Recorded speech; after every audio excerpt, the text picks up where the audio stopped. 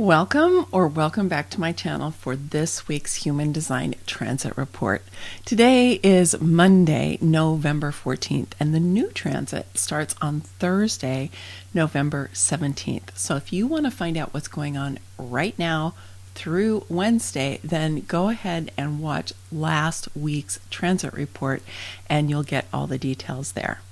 So this week we're going to focus on the transit that starts on Thursday. Okay, let's get started.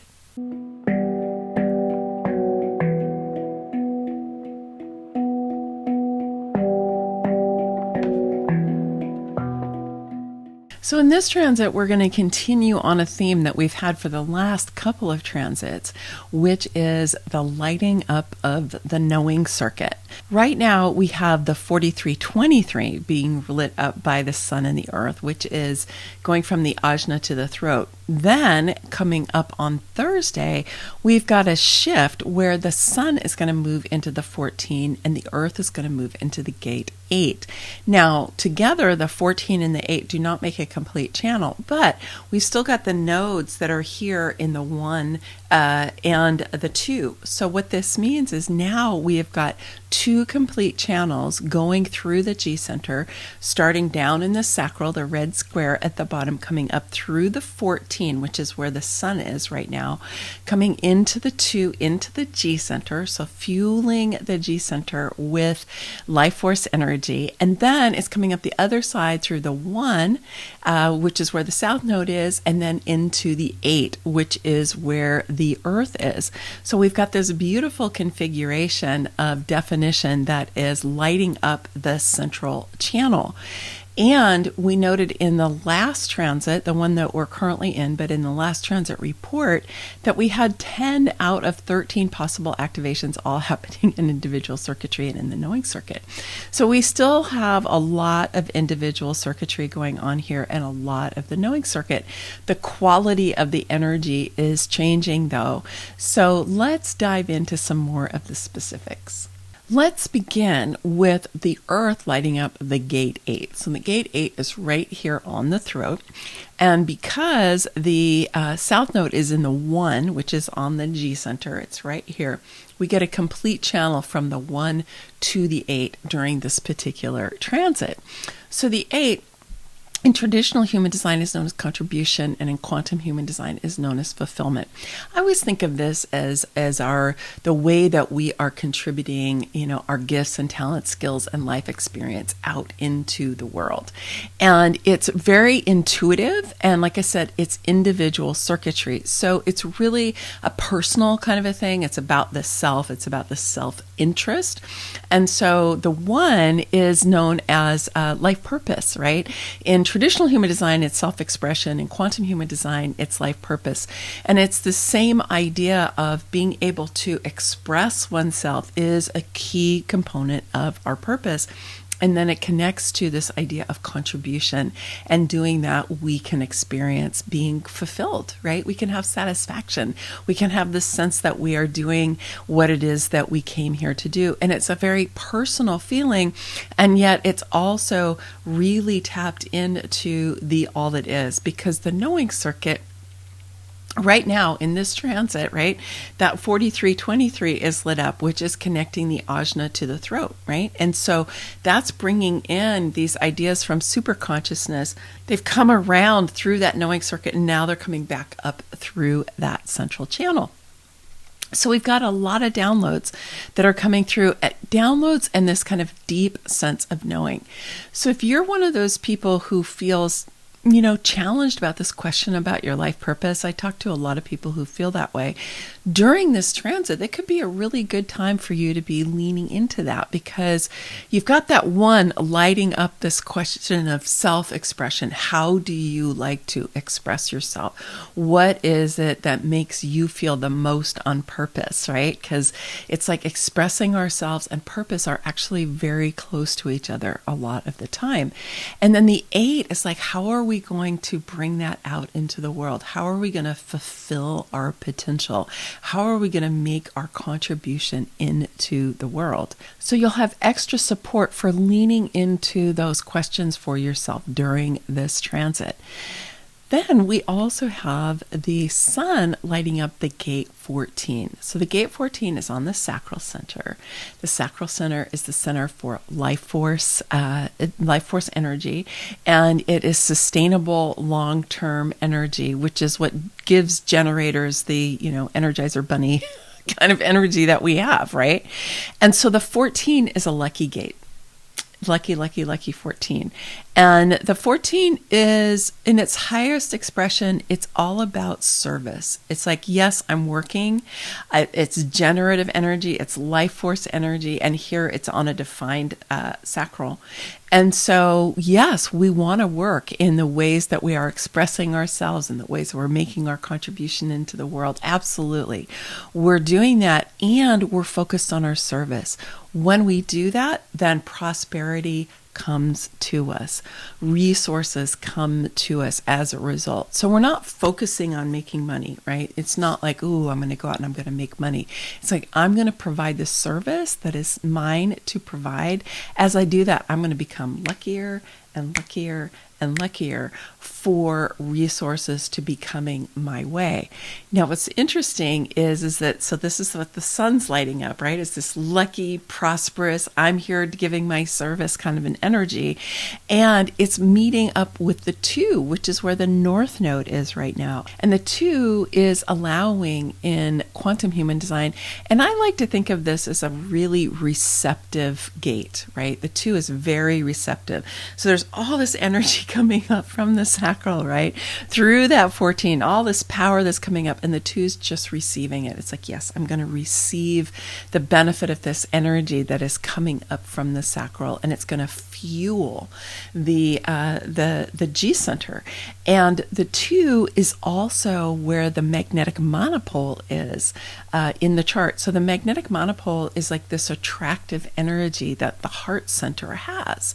It's how we attract the things into our lives that ideally that we're desiring, but depending on our frequency, depending on what we're emotionally connected to, we could be attracting things into our life that we don't love so much.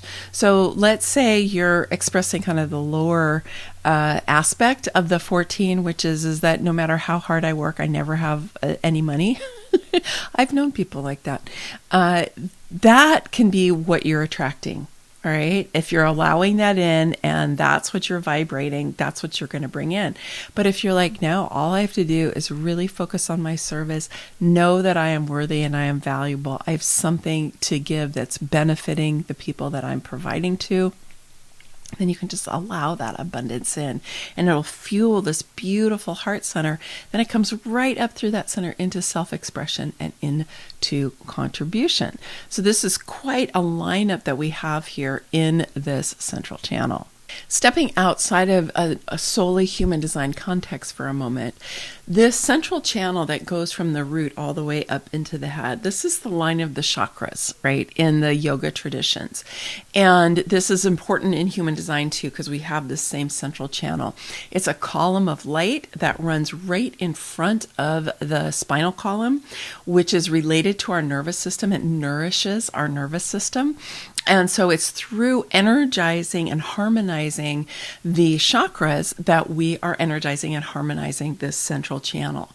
And the same is true for the human design centers. It's the same idea, which is that there is this column of light, right? And we want to create heart coherence. You may have heard of that before. And it's where we're getting what we think of as the gut brain, okay, which is where the sacral is, and the heart brain, right, the compassionate brain, all working together, harmonizing with each other so that we can then express and activate through that throat. Because the throat is the center for activating, like getting things going. It's like a catalyst type of energy. Yes, it's manifesting, but it's even more kind of a catalyst for getting things started. But it's also for expression, just for talking, for communicating in all the different ways that we do. And so when we are harmonizing the energies between these different centers and up and down through this central channel, then we are become much more magnetic and we become much more powerful.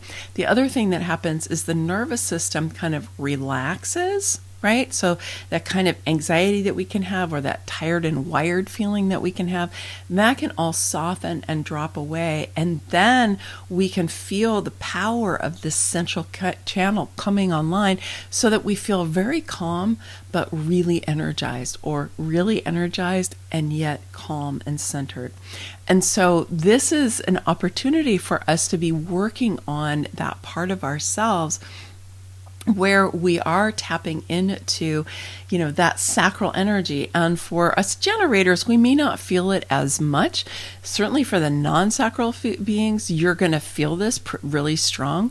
But for me, I don't have the 14, but I do have the 2. So what's going to happen is I'm going to all of a sudden get this different configuration of the relationship between my sacral and my G center, because it's coming up through through the central channel. Usually it comes around through the 3410 for me, but here it's going to come up through that central channel. So that gives me the opportunity to be feeling into what's going on in my heart center. How can I elevate the energy in my heart center with that sacral energy? And then I don't have the 1 or the 8. So that's just going to give me an opportunity to see how can I bring all of this power that I have and give it a quality of both my own personal identity, but this quality of agape love, this universal love, this unconditional love that's coming up through this center.